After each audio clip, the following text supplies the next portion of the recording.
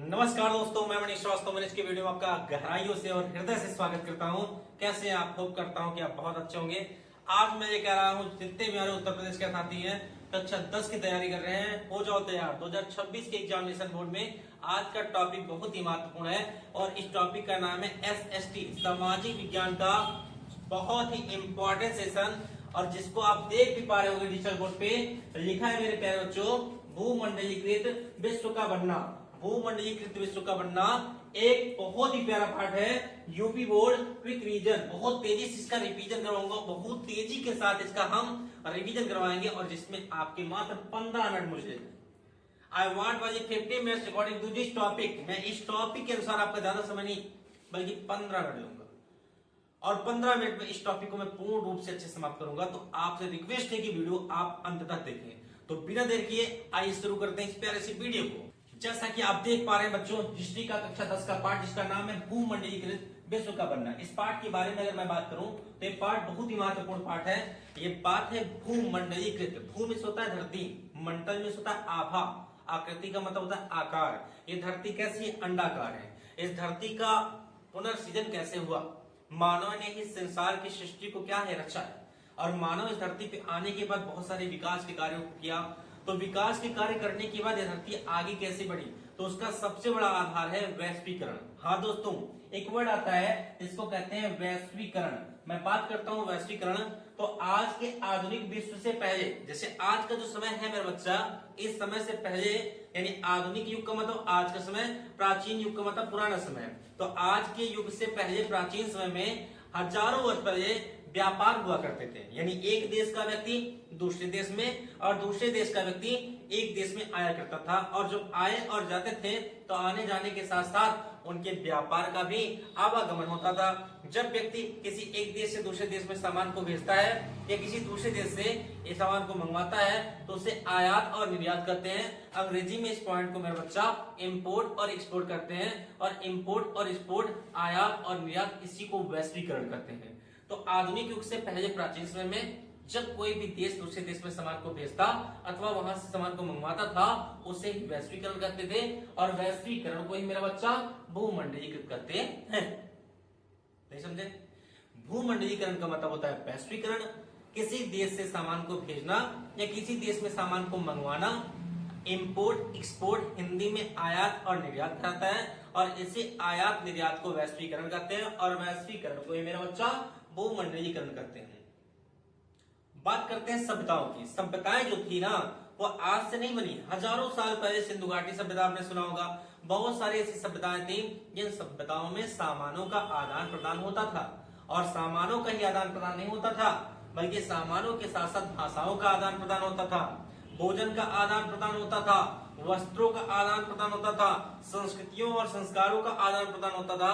और इसी आवागमन और इसी आदान और प्रदान को वैश्वीकरण करते हैं। मैं पॉइंट को शुरुआत करूंगा। यहाँ पर आप देख पा रहे होंगे लिखा है सिल्क रोड, जिसे हम रेशम मार्ग करते हैं। मेरा बच्चा, जो सिल्क रोड था ये व्यापार का सबसे बड़ा केंद्र था। सिल्क रोड को हम रेशम मार्ग भी कह सकते हैं। यह यात्रा सबसे पहले चीन देश से शुरू हुई, चीन देश से भारत में, भारत से ईरान में, ईरान से अरब में और अरब से यानी यूरोप में, यूरोप से होते हुए यात्रा आगे बढ़ी। इस यात्रा का मतलब ये था कि चीन देश से मक्के की, यानी कह सकते हैं जब कोई मक्का या भुट्टा सुने होगे उसको जब आप छीलते हो तो उसमें आप देखोगे एक रेशम जैसी संरचना प्राप्त होगी। उसी को हम कहते हैं रेशम। क्या कहते हैं बच्चा? रेशम। और उसी के नाम पर पड़ा रेशम मार्ग। चाहे आप रेशम मार्ग कहो मेरा बच्चा, चाहे आप सिल्क रोड कहो। तो जब ये आपकी रेशम मार्ग से पहली बार यात्रा शुरू हुई थी तो चीन देश से शुरू हुई थी और चीन देश से यात्रा भारत से होते हुए ईरान और ईरान से कहा गई अरब और अरब से कहा गई यूरोप। तो ऐसी यात्राएं बढ़ी चीन देश से भारत में, फिर भारत से ईरान में और ईरान से अरब में और अरब से यूरोप में। ऐसे आपकी यात्राएं बढ़ना शुरू हुई और इसका जो मार्ग और इसका जो माध्यम था मेरा बच्चा वो आपका सिल्क रोड था, जिसको हम रेशम मार्ग के माध्यम से जानते हैं। यानी इस डिब्बे में जितने पॉइंट थे मैंने गहराई से समझाने का प्रयास किया। मैं एक बार फिर से रिपीट करूंगा इसको, ध्यान सुनिएगा कि हम कक्षा 10 में हैं, इतिहास में आपको पढ़ा रहा हूं। पाठ का नाम है भूमंडलीकृत विश्व का बनना और इस पाठ में बताया गया है भूमंडलीकृत। भूमि में होता है धरती, मंडल में से होता है आभा, आकृति में से होता है आकार। इस धरती का जो आकार है, इसके विकास का और इसके बनने का क्या कारण था, तो बात करते हैं आज के समय से पुराने समय में। आज के समय को आधुनिक काल कहते हैं और पहले जो था उसे प्राचीन काल कहते हैं। तो पुराने समय से अरबों से हजारों वर्षों से ऐसा होता था कि जो सभ्यताएं होती थी वो सभ्यताएं एक देश से दूसरे देश में सामान को भेजना या मंगवाने का कार्य करती थी, और किसी देश में सामान को भेजना और किसी देश से सामान को मंगवाना, इस काम को वैश्वीकरण कहते हैं, और वैश्वीकरण ही भूमंडलीकरण कहलाता है। तो सबसे पहले जो हमारा व्यापार शुरू हुआ था वो सिल्क रोड के माध्यम से शुरू हुआ था। ये सिल्क रोड को मेरा बच्चा हम रेशम मार्ग भी कहते हैं। तो पहली बार यात्रा चीन देश से व्यापार के माध्यम से शुरू हुई, भारत में आई, भारत से ईरान में, ईरान से अरब से, और अरब से यूरोपीय देश में गई। तो ये आपकी व्यापार होने के पहले चरण थे मेरा बच्चा।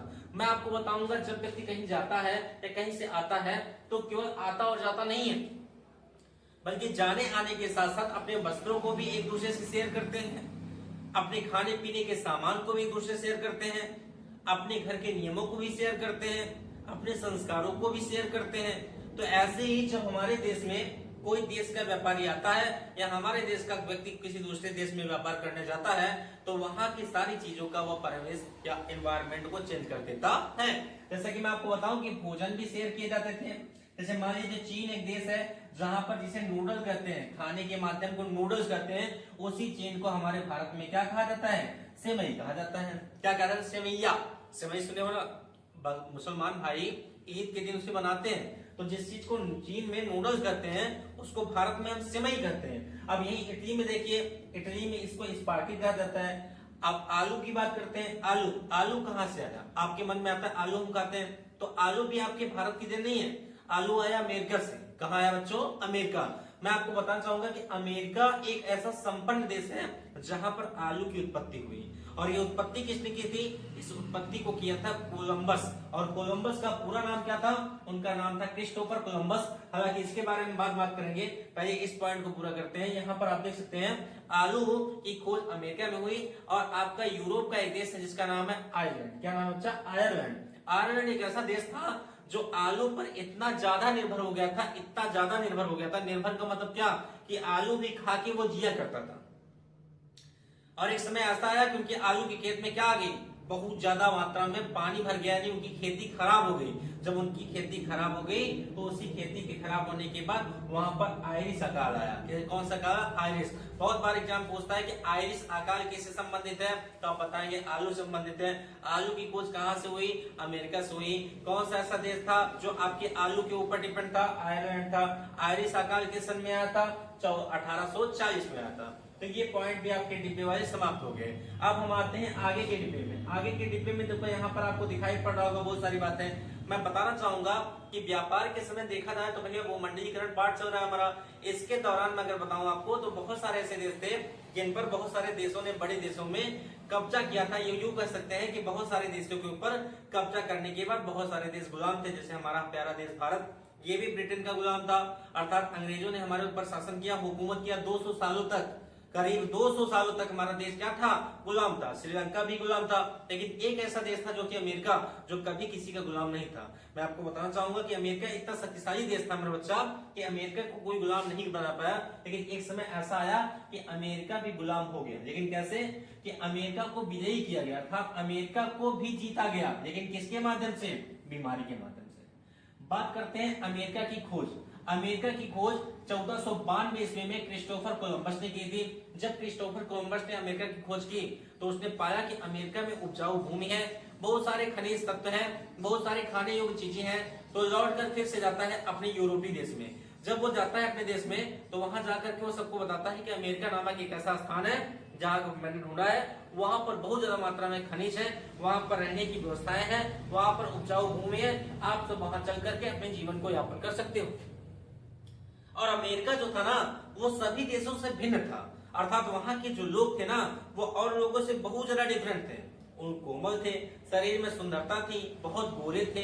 ये चीजों को देखा गया जब क्रिस्टोफर कोलंबस ने 1492 ईस्वी में अमेरिका की खोज की मेरे बच्चा, तो उसने पाया कि अमेरिका के लोग वास्तव में बहुत अच्छे हैं। ये बात जब जाकर के उन्होंने अपने यूरोप में बताया तो वहां के आपके दो देश, एक का नाम है बच्चा पुर्तगाल, एक का नाम था स्पेन। ये जो दो देश थे पुर्तगाल और स्पेन, ये पुर्तगाल और स्पेन आपके आते हैं अमेरिका में, और आकर पुर्तगाल और स्पेन के जो सैनिक थे वो अमेरिका में आकर के सभी चीजों को देखते हैं, समझते हैं कि चीजें क्या कैसी हैं। लेकिन उसी समय यूरोप देश में एक बीमारी फैली थी, जिस बीमारी का नाम था चेचक। मैं बात करना चाहूंगा चेचक, जिसको आपके भारत देश में माता रोग के नाम से आते हैं। माता रोग का प्रोसेस ऐसा होता है कि शरीर में हमारे एक रेड रेड का दाग बन जाता है जो बड़ा दर्द देता है, और उस दर्द को हमारे सहने की क्षमता होती है। परंतु यूरोप के जो लोग थे उन्होंने धीरे धीरे देखा कि चेचक नामक बीमारी से लड़ने की ताकत हमारे बॉडी में है। परंतु जब आपके पुर्तगाल और स्पेन के जितने भी सैनिक थे ये आपके अमेरिका में गए, तो अमेरिका में जाने के बाद वहां के जो लोग थे वो आपके चीन से, भारत से, ईरान से, अरब से, यूरोप के लोगों से बहुत ज्यादा डिफरेंट थे, बहुत ज्यादा भिन्न थे। तो आपके पुर्तगाल और स्पेन जो कि यूरोप से गए हुए थे, यहाँ के सैनिक अमेरिका के लोगों के साथ मिलकर रहने लगे, और धीरे धीरे अमेरिका के लोगों के अंदर ये चेचक नामक बीमारी फैल गई। जब ये चेचक नामक बीमारी फैली तो अमेरिका के लोग भी बहुत अधिक मात्रा में मरना शुरू कर दिए, अर्थात वो मर गए। जब उनकी जनसंख्या कम होने लगी, वो कमजोर होने लगे, तो एक समय ऐसा आया कि आपका अमेरिका भी क्या हो गया, गुलाम हो गया। अब बात करते हैं यहाँ पर भारत की। तो भारत को आप जानते हो, भारत एक सोने की चिड़िया है। लोगों का ऐसा कहना है, मानना है, और वास्तव में बात सच है। भारत एक सोने की चिड़िया था और है और हमेशा रहेगा, क्योंकि भारत में आप रहते हो और आप इतने सुंदर हो, आपके संस्कार इतने अच्छे हैं कि आप मुझको देख रहे हो, वीडियो को सुन रहे हो, तो आपका भारत देश वास्तव में सुंदर है, क्योंकि आप जैसे पुत्र और पुत्रियों को भारत के देश की बहुत आवश्यकता है मेरा बच्चा। तो ध्यान से देखिए, बात करूंगा आपके भारत देश की। भारत देश में 16वीं शताब्दी से करीब 18वीं शताब्दी तक 200 सालों तक चीन ने अपने आप को इतना डेवलप कर लिया, इतना ज्यादा आगे बढ़ा लिया कि चीन ने पूरे देश संसार के रास्ते अपनी ओर से बंद कर लिए, अर्थात वह न किसी देश में जाएगा न कोई देश उसे देश में आएगा। धीरे धीरे उसने इतना डेवलपमेंट किया कि यहाँ तक कि सिल्क रोड और रेशम मार्ग से भी उसने अपने आप को अलग कर लिया कि ना किसी का खाएंगे ना किसी को देंगे। जब आपके चीन देश में 18वीं शताब्दी आते आते अपने आप को इतना डेवलप कर लिया कि उसने सबसे अपने आप को भिन्न कर लिया, सबसे अपने आप को अलग कर लिया। तो यहाँ पर आता है 19वीं शताब्दी। भाई 18वीं शताब्दी पूरी हो गई, 19वीं शताब्दी आती है। 1815 से 1914 की बात अगर मैं करूं तो करीब 1815 स्टार्ट होता है, 19वीं का मतलब ये 1914 की बात हो रही है, जहां पर आपका प्रथम विश्व युद्ध शुरू हुआ था। तो करीब 1815 से लेकर 1914 की बात करता हूँ, इतना ज्यादा बदलाव आ गया, इतनी ज्यादा प्रकृति आ गई, विकसित डेवलपमेंट आ गया, सब विकास करना शुरू कर दिए कि जो व्यापार था उस व्यापार में प्रवाह देखने को मिला, पूंजी में प्रवाह देखने को मिला, श्रम में प्रवाह देखने को मिला। ये सारी चीजें बहुत विस्तारित रूप से होना शुरू हो गई। ये व्यापार में वृद्धि क्या होती है बच्चों? व्यापार में वृद्धि का मतलब ट्रांसपोर्ट या ट्रेड कर सकते हैं। फटाफट व्यापार हो गया, एक देश से दूसरे देश में व्यापार। जैसे किसी देश में मान लीजिए हमारे देश में अगर गेहूं चावल है तो हम अपने देश का आयात निर्यातक बन जाएंगे, और दूसरे देश में आपका डीजल पेट्रोल है, ईरान इराक से मंगवाना शुरू करेंगे।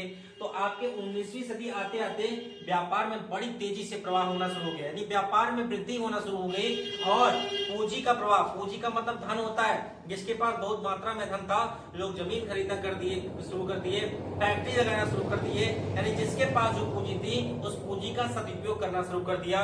श्रम में प्रवाह का मतलब भारत के लोग बहुत ही मेहनती थे। मेहनती की बात करता हूँ बच्चा कि बहुत सारे ऐसे लोग थे जो बहुत ज्यादा कम पैसों में बहुत ज्यादा मेहनत करते थे। ये सारी चीजें हमने कब देखी?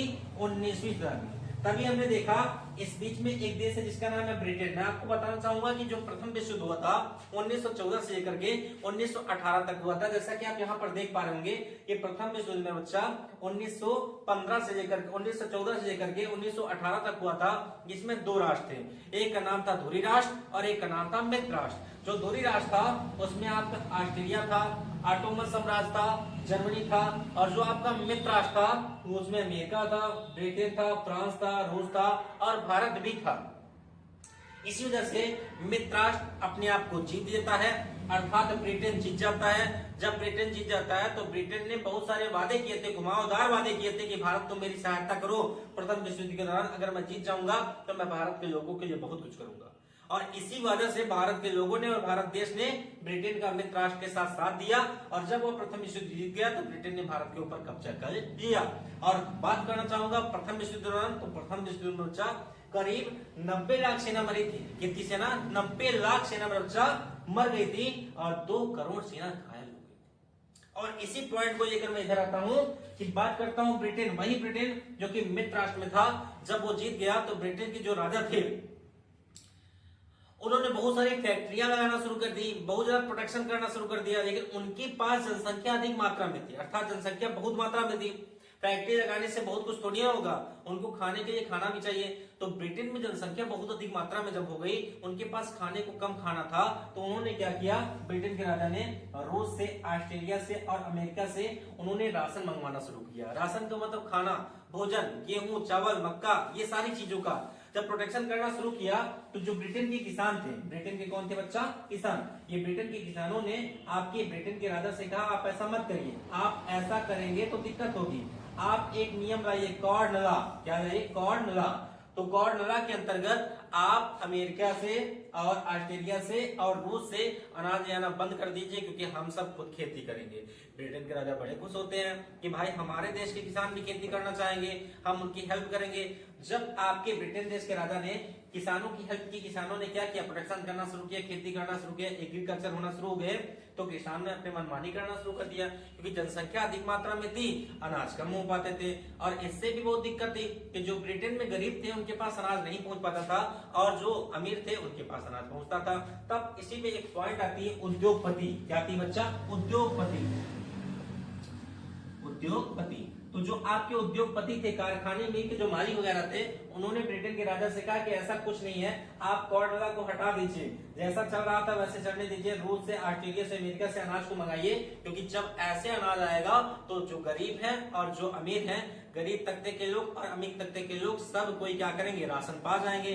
तो कॉर्न लॉ को हटा दिया गया और फिर से रूस से, अमेरिका से, ऑस्ट्रेलिया से फिर से अनाज को मंगाना शुरू कर दिया जाए। इससे क्या हुआ, जो ब्रिटेन के आपके किसान थे तो किसान अपने जमीन तक बेच दिए, क्योंकि भाई देखो खेती करेंगे नहीं तो खेती बंजर हो जाएगी, वो खेती को बेच देते हैं, खेत को बेच करके वह कहीं दूसरे जगह शिफ्ट हो जाते हैं। तो ये समस्या बहुत ज्यादा थी। आपसे एग्जाम पूछेगा कॉर्न लॉ किस देश से संबंधित है, तो आप बताएंगे कॉर्न लॉ ब्रिटेन देश से संबंधित है। तो आपसे पूछ सकता है कि ब्रिटेन किस किस देश से अनाज मंगाता था, रूस से, अमेरिका से, ऑस्ट्रेलिया से। उनको किसने मना कर दिया, उद्योगपति ने। किसको, उद्योगपति ने। किसानों ने क्या किया, अपना खुद से उपजाने का फैसला किया, लेकिन बाद में उनको क्या किया गया, रोक दिया गया मेरा बच्चा। अब आते हैं, इस पॉइंट को समझा दिया, इस पॉइंट को, इस पॉइंट को, इस पॉइंट को। अब इस पॉइंट की ओर आते हैं। देखो यहां से बात आपके 1815 से आपके 1914 तक की है। इसी समय काल में बच्चा तकनीकी का योगदान बड़ा बढ़ा। तकनीकी का मतलब क्या होता है कि किसी भी काम को आसान करने का माध्यम, तरीका, जो काम हमारे होते हैं उन काम को किस तरीके से आसान किया जाए, उसको आसान बनाने का जो तरीका था वो आपके 1815 से 1914 तक स्टार्ट हो गया। जैसे रेलवे की बात करूं मैं, स्टीम शिप की बात करूं, यानी कि भाप के इंजन के बारे में बात करूं मैं, टेलीग्राम के बारे में बात करूं मैं, संचार का माध्यम जिसे कह सकते हैं, इन सारी चीजों में बड़ा विकास होना शुरू हो गया। तभी मैंने देखा या आपको दिखाना चाहूंगा, यूरोप एक ऐसा देश है जहां पर साल भर में करीब 10 महीना ठंडी पड़ती है, यानी ठंडी की अधिक मात्रा होती है, और ठंडी की अधिक मात्रा होने पर वहां पर जनसंख्या अधिक मात्रा में थी। तो ठंडी को दूर करने के लिए मांस खाइए, मांस। और मांस का मतलब जानवर खाना, जैसे लोग खाते हैं, मुर्गी हो गया या बकरी हो गया, इसका सेवन करते हैं, ये तो मांसाहारी में आते हैं। और सर्वाहारी का मतलब जो दोनों खाते हैं, जो शाकाहारी होते हैं वो मांस का सेवन नहीं करते हैं। तो आपके यूरोप में बहुत ज्यादा अधिक मात्रा में जानवर नहीं थे, मांस का प्रोटेक्शन नहीं था, तो यूरोप ने अमेरिका से क्या किया, मांस मंगवाया, मांस का प्रोटेक्शन किया, मांस का व्यापार किया। जब आपके अमेरिका से यूरोप में मांस को मंगाया जाता था तो मार्ग था समुद्री, यानी समुद्री मार्गों के द्वारा आपके व्यापार को बढ़ावा दिया गया। लेकिन जब समुद्री मार्गों के द्वारा अमेरिका से यूरोप में मांस को या जानवरों को मंगवाया जाता था तो जिंदा जानवरों को भेजा जाता था, और समय से पहुंचने न पर, यानी कि व्यापार में अमेरिका से यूरोप में समय पर जानवर नहीं पहुंचते थे तो जानवर मर जाते थे। जब जानवर मर जाते थे तो काफी नुकसान होता था। इस वजह से अमेरिका ने क्या किया, फ्रिज की खोज की।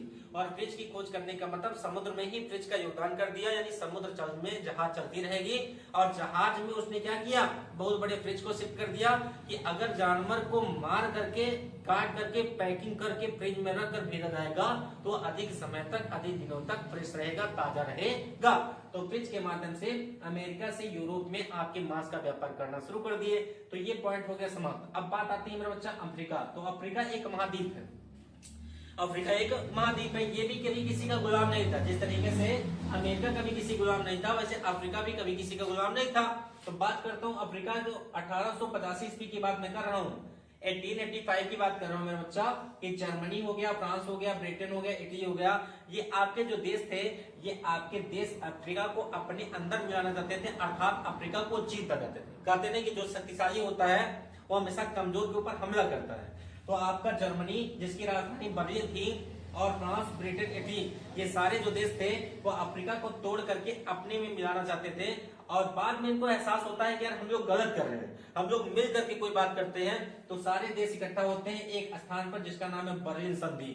बर्लिन जर्मनी की राजधानी है, वहां पर सब इकट्ठा होते हैं और इकट्ठा करके आपस में बात करते हैं कि कुछ कुछ भाग अफ्रीका का हम लेते हैं, कुछ कुछ भाग आप लीजिए, कुछ कुछ भाग आप लीजिए, ऐसे ऐसे अफ्रीका को तोड़कर बांट लेंगे। तो अंतिम में होता क्या है, अफ्रीका जो था उस अफ्रीका में बहुत सारे ज्यादा मवेशी होते थे। मवेशी का मतलब जानवर होते थे। अफ्रीका के लोग अपने जानवरों से बहुत ज्यादा मात्रा में प्यार करते थे और जानवरों के बीच में एक बीमारी फैलती है, जिस बीमारी का नाम था रिंडरपेस्ट महामारी। ये रिंडरपेस्ट महामारी क्या थी? रिंडरपेस्ट एक रोग का नाम है जो कि जानवरों के बीच में होता था। उस जानवरों के बीच में रिंडरपेस्ट बीमारी जो थी वो जानवरों को दस्त देती थी, उनको उल्टी आती थी, वो कुछ खाते पीते नहीं थे, वो कमजोर हो जाते थे। और एक समय ऐसा आया 1885 से 1888 आते आते जो आपके अफ्रीका के बहुत ज्यादा मवेशी थे वो करीब 90% मवेशी मर गए। और उनके मरने के बाद अफ्रीका बहुत ज्यादा कमजोर हो गया और आपके 1890 आते आते आपका Africa Germany, France, Britain, Italy का क्या हो गया? गुलाम हो गया मेरा बच्चा। अब आती है भारत देश की बात। हमारा प्यारा देश भारत, हमारे प्यारा देश भारत में बहुत सारे श्रम प्रवाह, यहाँ पर आप देख पा रहे होंगे श्रम प्रवाह, यानी आपका गुजरात हो गया, आपका एमपी हो गया, बिहार हो गया, उत्तर प्रदेश हो गया। इन राज्यों में बहुत ज्यादा शक्तिशाली और बहुत ज्यादा श्रम या मेहनती व्यक्ति थे। तो उन व्यक्तियों को हमारे जो दूसरे देश के व्यक्ति आते थे उनको लुभावने वादे करते थे कि आप ऐसा है मेरे साथ 3 साल दुबई चलो, वहां पर काम करोगे, 3 साल बाद आप आ पाओगे, तो 3 साल बाद जब आओगे तो आपका घर बन जाएगा, इतना पैसा आप कमाओगे, आपकी बेटी की शादी हो जाएगी, आपका बच्चा पढ़ लिख कर कुछ बन जाएगा। मतलब बहुत सारे लुभावने वादे करते थे और लुभावने वादे करने की वजह से वह सारे मजदूर तैयार भी हो जाते थे और उनके साथ जाते थे। और जब वहां जाते थे तो जाने के बाद वहीं के रह जाते थे, अर्थात उनको आने की अनुमति नहीं थी और एक प्रकार से वह वहां पर कैद हो जाते थे। एक छोटे से शब्दों में कहूं तो वो वहां पर गुलाम बन जाते थे मेरे बच्चा। जब गुलाम बन जाते थे तो उनको अनेक अनेक नामों से पुकारा जाता था। उनको कोई भी अनुबंधित मजदूर कह सकता था या बंधुआ मजदूर कह सकता था। और इस अनुबंधित मजदूर या बंधुआ मजदूर को हम किस किस राज्य से ले जाते थे? यूपी हो गया, आपका एमपी हो गया, बिहार हो गया, इन राज्यों से श्रम के प्रवाह के व्यक्तियों को ले जाते थे। लेकिन कहां पर? मॉरिशस हो गया और आइलैंड हो गया, ऐसे ऐसे बड़े बड़े देशों में ले जाते थे मेहनत करवाने के लिए लुभावने वादे दे करके। अब आगे मेरा बच्चा मैंने आपको इसको समझा दिया है कि प्रथम विश्व युद्ध क्या था। 1914 से 1918 तक हुआ, जिसमें 2 राष्ट्र थे, एक का नाम था मित्र राष्ट्र, एक का नाम था दूरी राष्ट्र। दूरी राष्ट्र में ऑस्ट्रेलिया, ऑटोमन साम्राज्य जर्मनी था और आपके मित्र राष्ट्र में अमेरिका, ब्रिटेन, फ्रांस, रूस और भारत था। तो ये आप देख सकते हैं 90 लाख सेना मरी थी और 2 करोड़ सेना क्या हो गई थी। तो ये था आपका प्यारा सा वीडियो। मैं हूं मनीष श्रीवास्तव, आशा करता हूं कि वीडियो आपको अच्छा लगा होगा, वीडियो आपको समझ में आया होगा। और अगर मेरा प्यारा बच्चा वीडियो तनिक भी अच्छा लगा हो, थोड़ा सा भी अच्छा लगा हो, मेहनत आपको दिख रही है, मनीष भैया मेहनत की है, मनीष सर जी मेहनत की है, ये मेहनत आपके लिए है। 15 मिनट में आपके इस वीडियो को मैंने निवेदन कराया, तो हाथ जोड़कर विनती है वीडियो को ज्यादा से ज्यादा शेयर करें। मिलते हैं नेक्स्ट वीडियो में, तब तक के लिए धन्यवाद। और हाँ, एक बात और, अगर चैनल पे नए हैं तो चैनल को सब्सक्राइब करना नहीं भूलेंगे, बेल आइकन जरूर दबाएंगे। आपकी कमेंट का मैं इंतजार करूंगा कि वीडियो कैसा था। मिलता हूं नेक्स्ट वीडियो में, तब तक के लिए धन्यवाद। जय हिंद, जय भारत।